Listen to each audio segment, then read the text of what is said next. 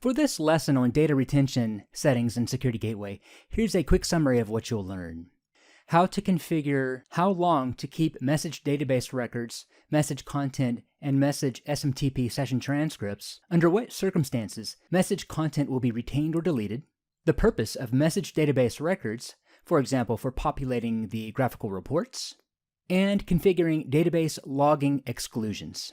So let's talk about Security Gateway's data retention settings, which you'll find here under the database section under the Setup Users menu in the main Security Gateway menu. So let's click on Data Retention here.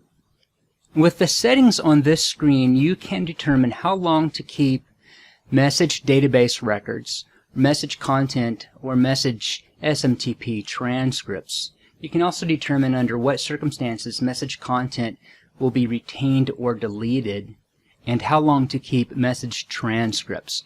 So we'll talk about these options here on the screen.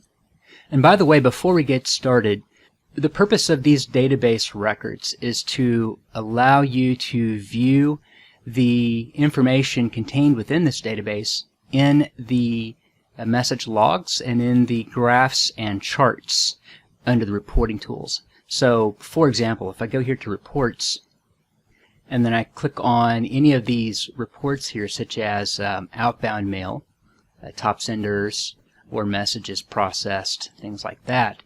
All of these charts and graphs are populated by the data contained within the database. So your data retention settings will affect how much data will be available to populate these charts and graphs.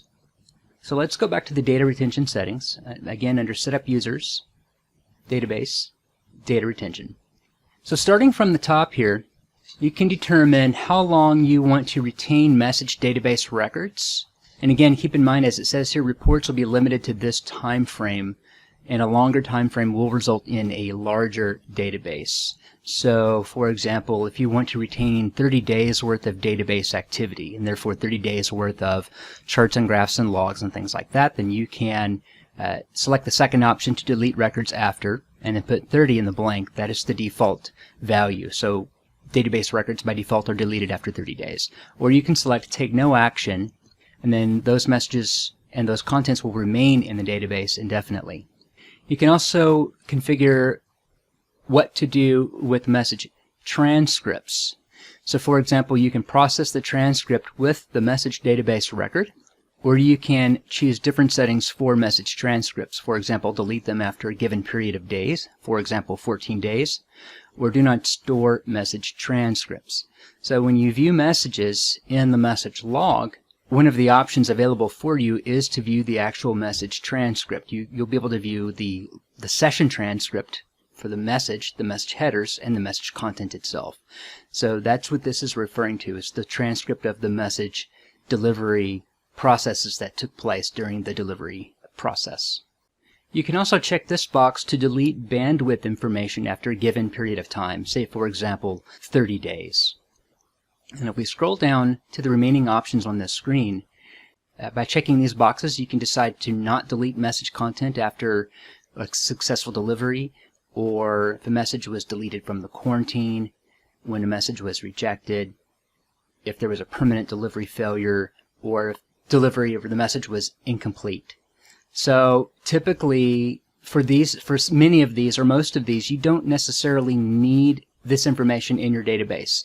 For example, you don't necessarily need to look up an incomplete message, or if a message was successfully delivered, you may or may not necessarily need to be able to read that message content. You just want to make sure that it was successfully delivered. But if you want to retain that information as an administrator, you do have the option to do so by checking these boxes here. And again, keep in mind that this means the database will be a bit larger because it will contain this data that is normally deleted.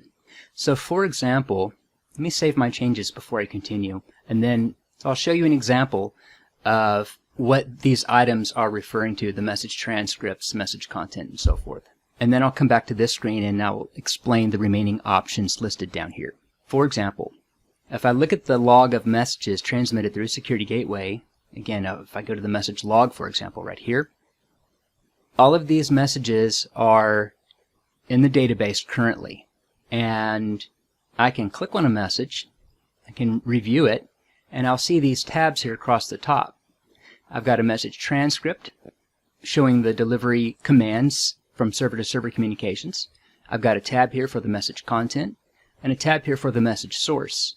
So those data retention settings that we were talking about on that previous screen apply to this information here. For example, the checkbox that said do not delete message transcripts after a successful delivery, that would apply to the transcript information here. There's also the option do not delete message content after a successful delivery, and so that would apply to any content under the message tab here. If these contents were deleted based on your data retention settings, then instead of seeing the actual content of the message here, you would see a message saying this content has already been deleted due to your data retention settings, or something similar to that effect. And I believe I have an example I can show you of what that looks like. Here's an example of what it looks like if you have your data retention settings configured to delete the contents of a message after a successful delivery, for example. You'll get this message here saying that the content is not available. And that will also apply to the message headers of the message source in this case. So let's go back and talk about the remaining settings on the data retention screen. So again, back to setup users, back to data retention under the database section here. So again, those examples I was just showing you apply to these settings right here under the message content, whether or not you want to retain or delete message content. And these settings up here, whether or not you want to delete message transcripts or delete database records after a given period of time. You can configure logging exclusions, database logging exclusions, to reduce the size of the database.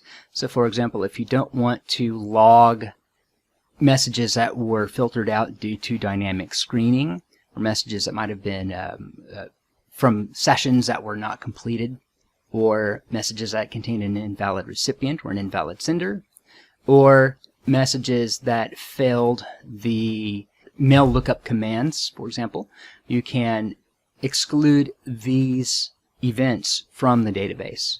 Keep in mind, though, if you enable some of these or any of these, then they will not show up in your logs. So, for example, if you check the box for dynamic screening and a message was refused by the dynamic screening feature, if this box is checked, then it will not be written to the database, and you will not see it when you go to the message log to review your in and outbound message traffic. It will still be written to the actual plain text log files. It just will not be written to the database where you can review it using the graphs and reports and the actual message log listing screen in Security Gateway. So I typically have these boxes unchecked.